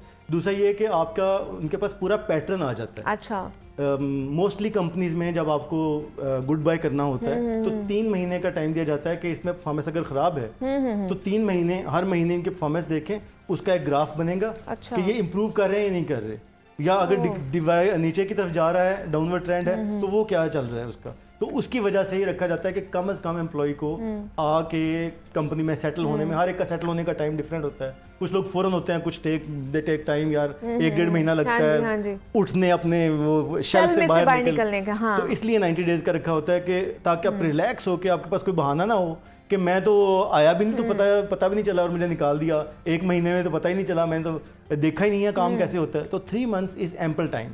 तो इसलिए वो सिग्निफिकेंट भी है। कंपनीज ने भी इसीलिए रखा हुआ है कि क्वार्टर मॉनिटर करना होता है, ओवरऑल भी उसमें परफॉर्मेंस देखनी होती है। तो you are one of that bigger machine. तो इसलिए ये जो 90 डेज की जो लॉजिक है वो इसके पीछे ये पॉइंट्स हैं। अच्छा, दूसरा ये है कि जब हम कहीं जाते हैं, नई नई नौकरी करते हैं, नए लोग होते हैं ना, तो उन्हें खामियां बड़ी जल्दी नजर आ जाती है ट्रू दैट किसी भी चीज़ के हवाले से। तो वो क्या सही वक्त होता है कि जाते ही आप लोगों ने वो खामियां हाईलाइट करना शुरू कर दी हैं? पहली बात यह है कि क्या वो खामियां होती हैं, सवाल ये है। अच्छा। आप ये बाहर से, मसलन मैं यहाँ पे आता हूँ, हाँ। वीकली हम लोग मिलते हैं, जी, जी। तो मैं अगर फौरी तौर पे ऑब्जर्व करूँ तो मुझे 70 किस्म के मसाइल नजर आएंगे। तो मैं आपको बताऊंगा कि मुनीबा आप अगर ये कर लेना तो कमाल ही हो जाए, मैंने दूसरे टीवी पे ये देखा वगैरह वगैरह। I don't know your budgets, number 1, जो बेसिक डिसीजन मेकिंग की वजह है।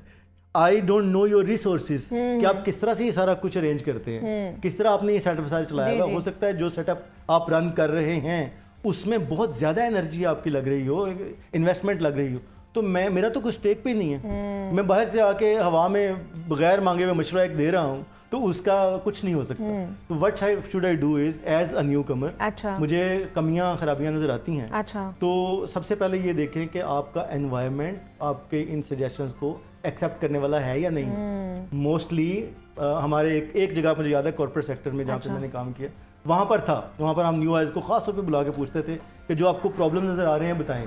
अच्छा, अगर बुला के पूछा जा रहा है तो बताना चाहिए कि नहीं बताना चाहिए, ये भी बता दें। दैट्स वेरी, इसलिए मैंने कहा कि एनवायरनमेंट को जरूर ऑब्जर्व करें। हाँ। क्योंकि यू नेवर नो कि वो ट्रैप ही ना हो कि वो पूछ रहा है अच्छा बताएं, आपने 6 खामियां बताएं, वो कहें ठीक है थैंक यू, अब आप जाएं, गो होम। अगर कोई अच्छा स्ट्रॉन्ग ट्रस्टवर्दी कल्चर नहीं है कंपनी का। लेकिन जैसे मैंने कहा हमारे पास था, तो हम पूछते थे कि यार कोई कमी आपको नजर आती है, कहीं पे कोई गड़बड़ लग रही है, कोई एरिया ऑफ इम्प्रूवमेंट है, तो लोग बताते थे।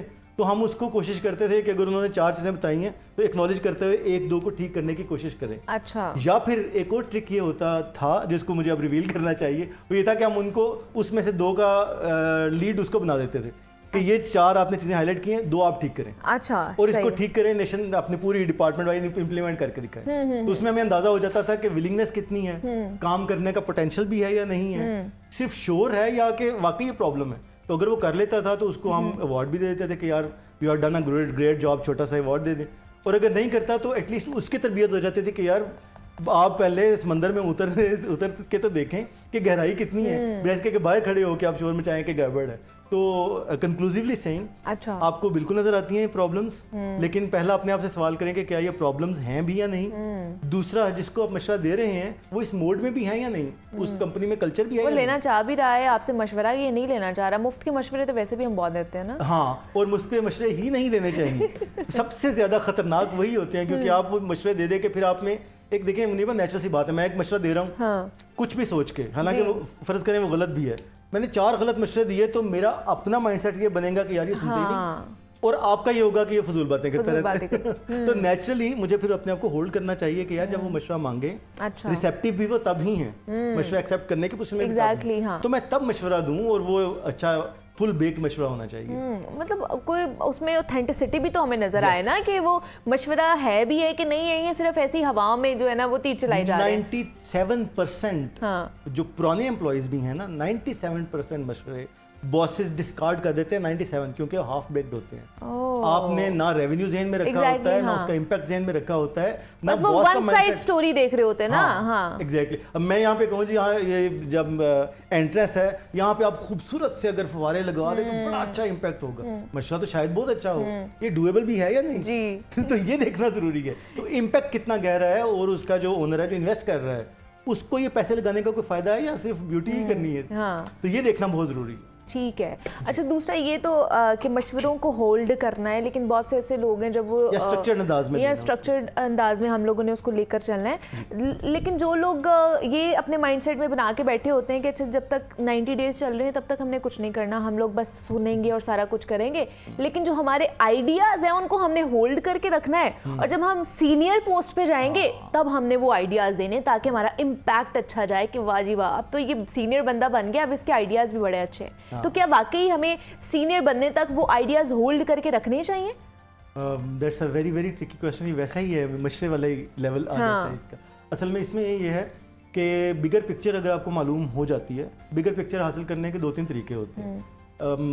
इंटर्नशिप जब आप लेते हैं ना, अगर उसका मैं रेफरेंस दे सकूं, वो भी 3 महीने की होती है। उसमें क्या होता है, it is very very unfortunate Muniba कि मैंने देखा, मेरे साथ काम किया आके स्टूडेंट्स ने, तो मैंने इस पे फिर आर्टिकल लिखा कि for God sake no more interns, क्योंकि मैंने इस पे एक डिटेल क्यों मैंने लिखा नो मोर इंटर्न्स रिक्वायर्ड, क्योंकि जब वो जाते थे पाकिस्तान की बड़ी बड़ी कंपनीज में बड़े अच्छे लोगों के साथ काम करते थे, वो उन्हें कहते थे कि अच्छा चलें आप 3 महीने सर्टिफिकेट चाहिए, जी बिल्कुल, अच्छा चलें यार एक तो चाय बना के ले आए अच्छा हमारे लिए। हाँ ये मैं बड़ी कंपनीज के नाम, आप ये बैंकिंग सेक्टर का बता रहा हूँ आपको मैं, अगर थोड़ा मजीद इसको कर सकूँ। अच्छा स्टेपल कर दें पिने, जाके एक उसके पेपर साइन करवा लें, कस्टमर से ये साइन करवा के लें वगैरह वगैरह, बिल्कुल lower than clerical job, that doesn't add value to anyone. तो मैं उनसे फिर पूछता था कि यार जब आपको 3 महीने मुसलसल ये करना पड़ता था तो आपने बॉस से पूछा क्यों नहीं कि मेरे काम में इसकी क्या वैल्यू एडिशन होगी? तो उन्होंने कहा जी हमें सर्टिफिकेट एक मिल जाएगा। अच्छा आप इसका कुछ नहीं कर सकते सर्टिफिकेट का, वो लेके आप दूसरी जगह पे जाएंगे तो क्या वैल्यू है? हाँ, कुछ भी नहीं होगा। तो आपका जो प्रोजेक्ट है दैट मैटर्स।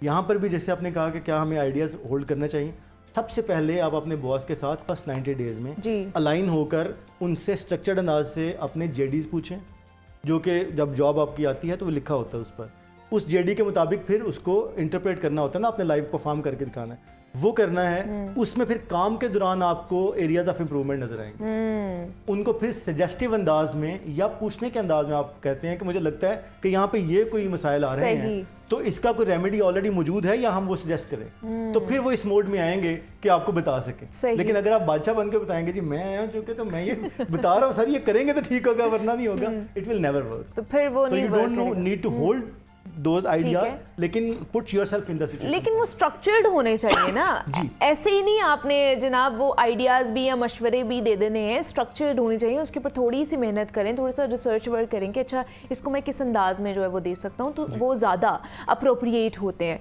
हमारे साथ अहमद फवाद साहब मौजूद है। फवाद साहब बहुत शुक्रिया, आज का भी ये सेशन बड़ा बेहतरीन रहा है हमारा, और बहुत सी चीज़ें हैं जो क्लैरिटी हो गई होगी आप लोगों को भी कि आपने जब जाना है नौकरी, जब हायर हो जाते हैं तो उसमें क्या क्या चीज़ें आपने इंक्लूड करनी है, किस तरह का वहाँ का एनवायरनमेंट होना चाहिए और आपने किस तरह वहाँ पर एडजस्ट करना है। दूसरा ये कि सीनियर की भी इज्जत करना सीखें, ये भी बड़ा इंपॉर्टेंट है, ये भी आपके उसी के अंदर आता है। तो अगर आप सीनियर की इज्जत करेंगे तो आप मंजिल तक पहुँचेंगे। यहाँ पर छोटी सी ब्रेक लेते हैं, मिलते हैं इस ब्रेक के बाद।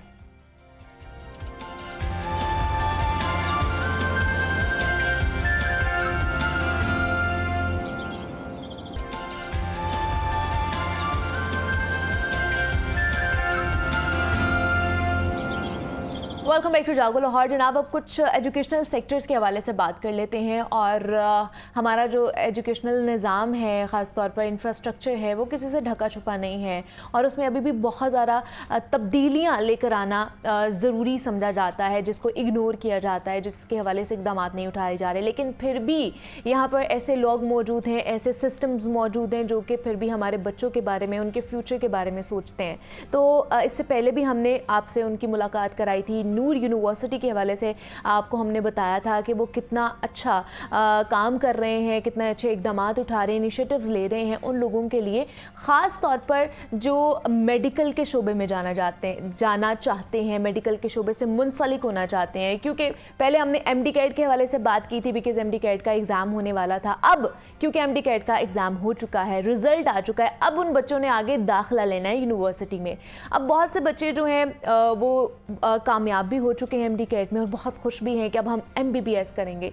लेकिन अनफॉर्चुनेटली हर कोई नहीं बीट कर पाता है, एक्सेल नहीं कर पाता है। अब वो क्या करें जो MD कैट नहीं कर पाए हैं, जो कामयाब नहीं हो पाए, उनके लिए भी बहुत सारे ऐसे प्रोग्राम्स हैं नूर इंटरनेशनल यूनिवर्सिटी के पास, जो वो वाइट कॉलर जॉब्स जिन्हें कहा जाता है, वाइट कॉलर प्रोग्राम्स के हवाले से आज हम बात करेंगे कि उन्हें वो लोग जो आज भी पूरी दुनिया में जाने जाते हैं, सिर्फ डॉक्टर्स नहीं है, वो टेक्नीशियंस भी हो सकते हैं, वो नर्सेज भी हो सकती हैं, वो बाकी और भी लोग जो फार्मेसी में भी हो सकते हैं। लेकिन यहाँ पर उस हवाले से ज़्यादा बात नहीं की जाती, अवेयरनेस नहीं दी जाती है। हमारा यहाँ पे जनाब डॉक्टर ही बनना है MBBS करके, MD कैट का जो एग्ज़ाम दे के। लेकिन इसके अलावा भी बहुत सारे ऐसे फील्ड्स हैं जिसमें आप एक्सेल कर सकते हैं, जिसमें आप कामयाब हो सकते हैं। क्योंकि नूर इंटरनेशनल यूनिवर्सिटी है जो कि फातिमा मेमोरियल हॉस्पिटल का एक हिस्सा है, उसको कह लें कि सिस्टर ऑर्गेनाइजेशन है उसकी। और फातिमा मेमोरियल हॉस्पिटल जिनका अपना कॉलेज भी है और वो पिछले 46 ईयर्स से जो है वो खिदमात सर अंजाम दे रहे हैं। उनके जो बच्चे हैं ना कि सिर्फ पाकिस्तान में खिदमात सर अंजाम दे रहे हैं, बल्कि बैनुल अक़वामी सतह पर भी वहाँ पर भी जाके रिप्रेजेंट कर रहे हैं फातिमा मेमोरियल हॉस्पिटल को और पाकिस्तान को। तो उन्हीं के जो गेस्ट हैं आज हमने आपकी उनसे मुलाकात करानी है और कुछ मज़ीद जो डिटेल्स हैं उनसे लेनी है, कुछ कन्फ्यूजन जो है अपनी दूर करनी है। हमारे साथ इन स्टूडियोज़ में मौजूद हैं प्रोफेसर डॉक्टर तैयब अब्बास साहब है, प्रिंसिपल हैं फातिमा मेमोरियल डेंटिस्ट्री कॉलेज के। डॉक्टर साहब आपको वेलकम कहती हूँ जागो लाहौर में, कैसे हैं आप? बहुत शुक्रिया। बिल्कुल। और उनके साथ हमें ज्वाइन किया है महा रहमान है, बोर्ड मेंबर हैं फातिमा मेमोरियल हॉस्पिटल के नूर इंटरनेशनल यूनिवर्सिटी की। महा आपको वेलकम कहती हूँ जागो लाहौर में, कैसे हैं आप? थैंक यू, अल्हम्दुलिल्लाह, थैंक यू। सबसे पहले तो फिर मैं आप ही से स्टार्ट करूंगी, बिकॉज कहा जाता है जनाब लेडीज फर्स्ट। सर शुरू कर लूं फिर? जी बिल्कुल।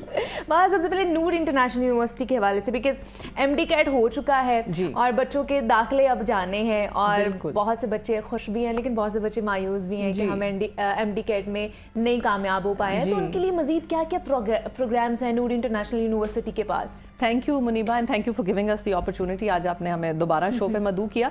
थोड़ा सा मैं इसको एक स्टेज पीछे लेके जाऊंगी। जरूर। जो नूर इंटरनेशनल यूनिवर्सिटी है वो फातिमा मेमोरियल ग्रुप का और सिस्टम का एक हिस्सा है। जी जी। इसमें माशाल्लाह university is our newest member. We are Fatima memorial hospital जो 77 से चल रहा है। फिर हमारा we are Pakistan oldest nursing college in the private sector, Saeeda Waheed college of nursing है। FMH institute of allied health sciences है और FMH college of medicine and dentistry है।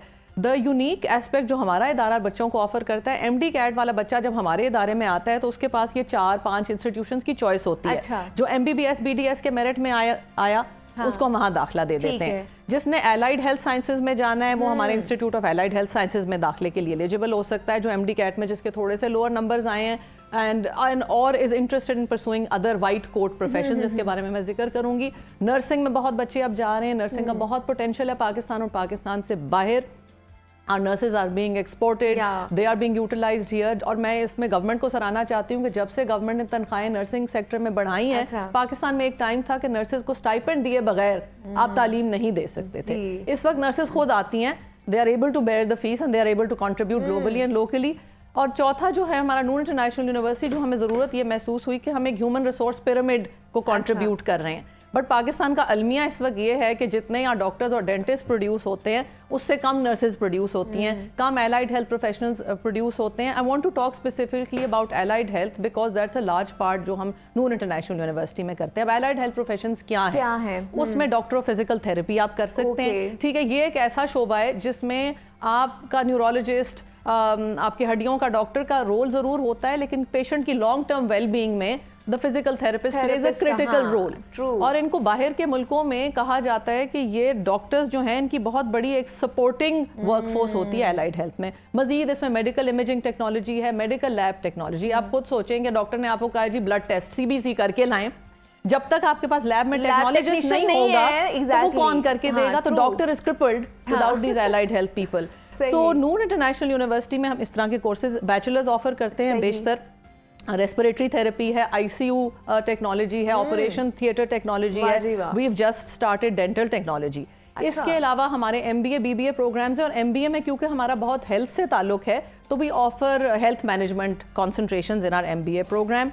और बेसिक साइंसेज में हमारे बैचलर्स और अंडर मास्टर्स भी हैं। बायोकेमिस्ट्री वगैरह में लोग अपना अपस्किल करना चाहें, डॉक्टर्स भी आ सकते हैं if they want to do our MPhil degrees. Plus white coat में psychology, nutrition, these are professions with huge scope.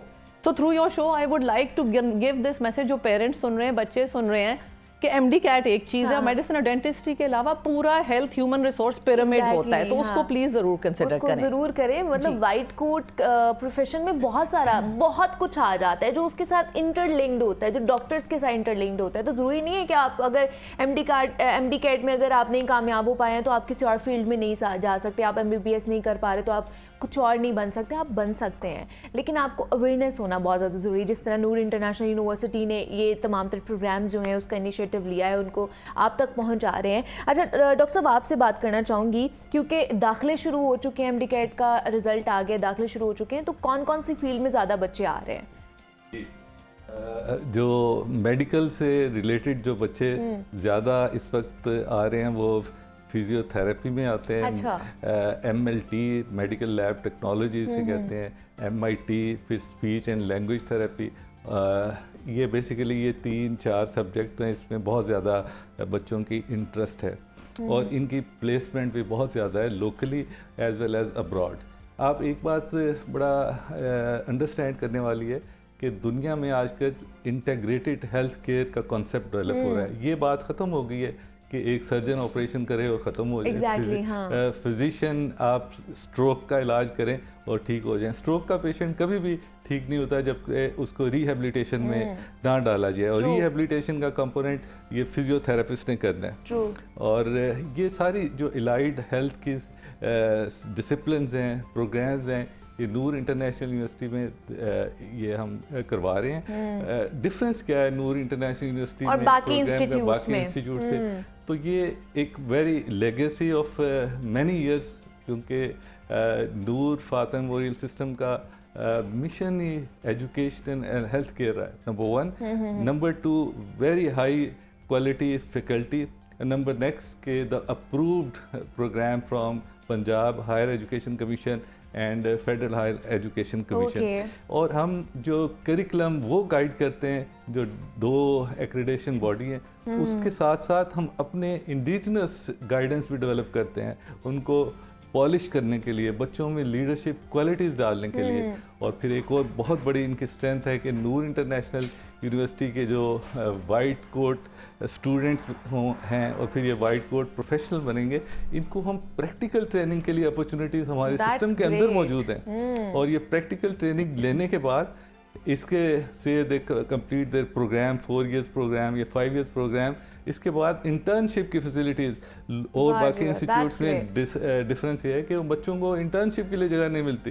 एक जनरल यूनिवर्सिटीज़ हैं, दैट्स अ ह्यूज इनिशिएटिव कि जो नूर इंटरनेशनल यूनिवर्सिटी ले रही है वहाँ, मेरे ख्याल से ये बहुत अच्छा इनिशिएटिव है, क्योंकि बच्चे पढ़ लेते हैं, डिग्री ले लेते हैं और उसके बाद ना वो प्रैक्टिस कर पाते हैं, ना वो इंटर्नशिप कर पाते हैं। तो आप इसकी फैसिलिटी भी दे रहे हैं बच्चों को। बिल्कुल 100%। और हमारा देखें माशाल्लाह 500+ बेड्स का हॉस्पिटल की फैसिलिटी है। We are also affiliated with other hospitals in Lahore.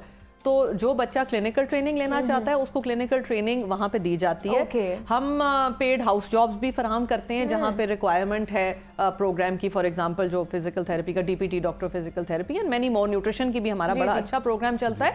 यहाँ तक कि हमारे पास बच्चे दूसरे शहरों से आते हैं इंटर्नशिप करने, who are not our own students, because 1980 9 या 90 से माशाल्लाह we been running a structured internship program जिसमें हमारे अपने बच्चे भी आते हैं, उसको हम अब नूर स्टूडेंट लीडरशिप प्रोग्राम के नाम से पहचाना जाता है। We have over 400-500 students from outside our own institutions also that come to us every year माशाल्लाह। अच्छा, लेकिन ये मैं ये पूछना चाहूँगी कि इस यूनिवर्सिटी में, नूर इंटरनेशनल यूनिवर्सिटी में, सिर्फ पाकिस्तानी हैं जो दाखिला ले सकते हैं, इंटरनेशनली भी ले सकते हैं? इंटरनेशनल स्टूडेंट्स भी बिल्कुल ले सकते हैं। And in Noor international university तो अभी काफ़ी नई है, but I can tell you कि जैसे हमारे बाकी इदारे हैं, specially FMH College of Medicine and Dentistry, we get a lot of students from Canada, from the Middle East, from the United States, especially जो expatriate Pakistanis, overseas Pakistanis के बच्चे हैं, they come back to gain an education here और फिर वो यहाँ से तालीम हासिल करके वापस जाते हैं स्पेशलाइजेशन के लिए। तो वी होप कि नूर इंटरनेशनल यूनिवर्सिटी में भी we will be able to create the same system. क्या बात है, माशाल्लाह। और इंशाल्लाह ये सारी चीज़ें जो हैं वो हमें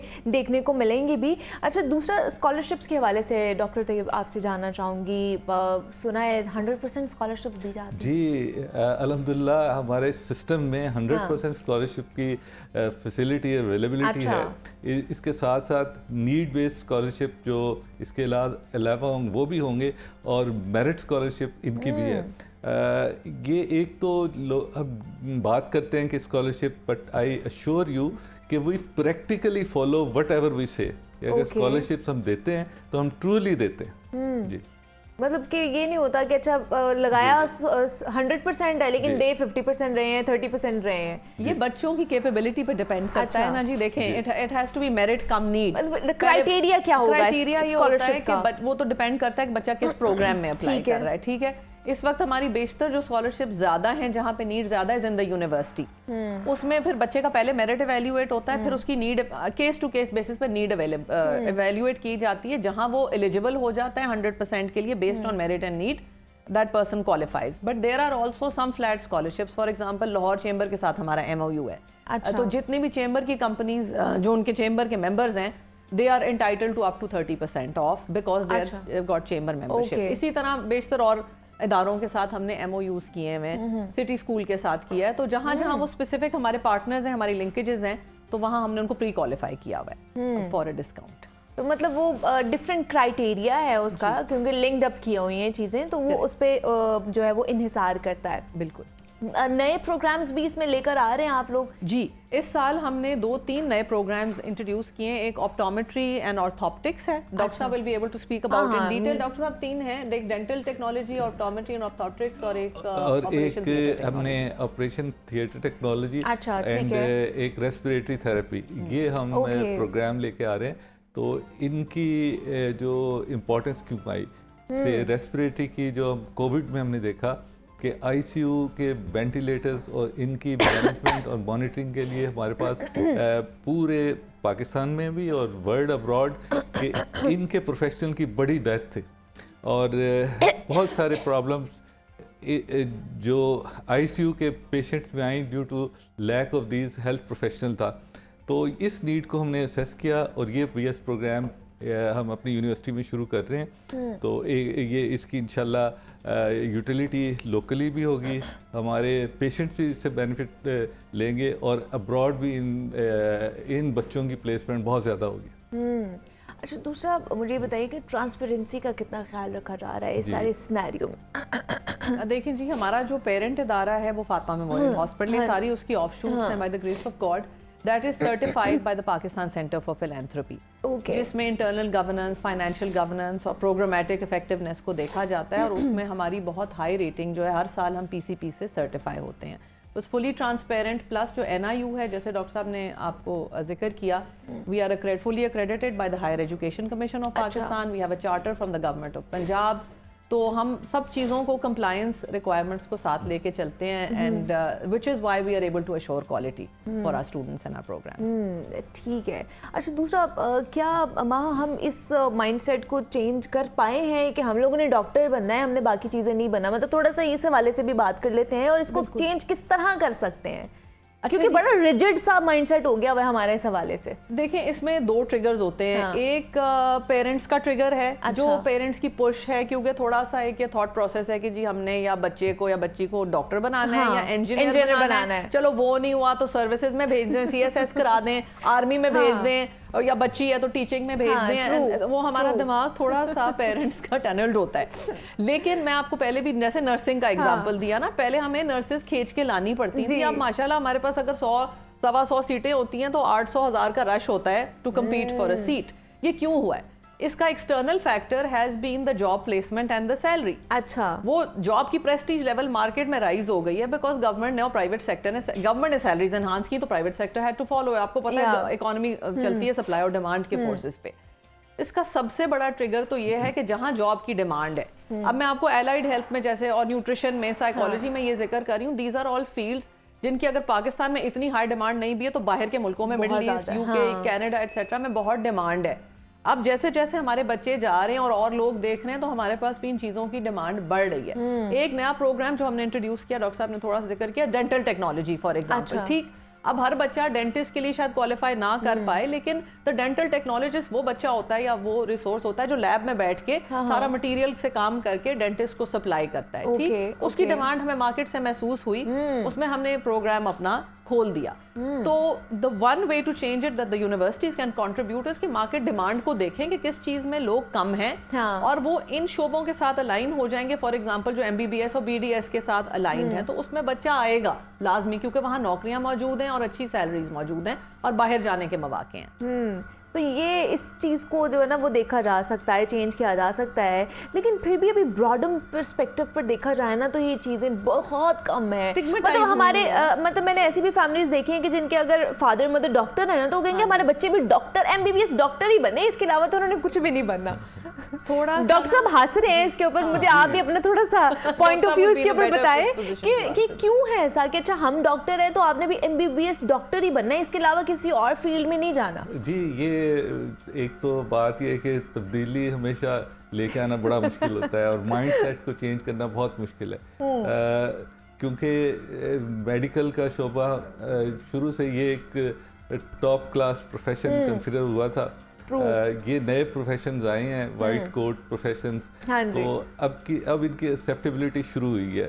ये अभी इन्फेंसी में है और इंशाल्लाह इन कमिंग ईयर्स इनकी वैल्यू भी वही होगी जो कि एक क्वालिफाइड मेडिकल और डेंटल डॉक्टर की होती है। बिल्कुल ऐसे ही है। अच्छा, लास्टली मैं आप दोनों से मैसेज लेना चाहूँगी, जो लोग देख रहे हैं, जो बच्चे आपको देख रहे हैं, जो पेरेंट्स आपको देख रहे हैं, उन्हें क्या मैसेज देना चाहेंगे? वहाँ आपसे स्टार्ट करूँगी। मैं तो ये मैसेज देना चाहूँगी जी कि पहले आप अपने बच्चे का एप्टीट्यूड देखें कि बच्चे को क्या चीज़ है जिसको does the child enjoy people, processes, things.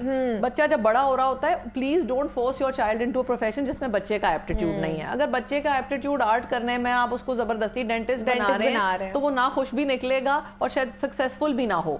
तो सबसे पहले एप्टीट्यूड देखें, आउटसाइड देखें, या मेडिसिन डेंटिस्ट्री के दिए, क्योंकि आपने मेरे से एक जनरल पैगाम पूछा है, अपने बच्चे का एप्टीट्यूड देख के उसके साथ अलाइन करें कि उसके लिए क्या शोबा बेहतर होगा। And then if you don't have the capacity, बच्चे के लिए मेंटर्स ढूंढें जो उसको करियर गाइडेंस दे सकें कि उसके लिए बेहतरीन प्रोफेशन उसके माइंडसेट के लिए क्या हो सकता है। डॉक्टर साहब आप क्या कहेंगे? जी, मैं बिल्कुल यही बात आगे लेके चलूँगा कि पहले तो इन बच्चों को की एजुकेशन कंटिन्यू रखें। ये नहीं है कि FSC इन्होंने कर लिया अब इनके एजुकेशन स्टॉप कर दें। और दूसरी बात ये कि इन बच्चों को कैरियर काउंसलिंग सेशंस जो बहुत सारे इंस्टीट्यूट्स इस वक्त प्रोवाइड कर रहे हैं वहाँ पे लेके जाया जाए।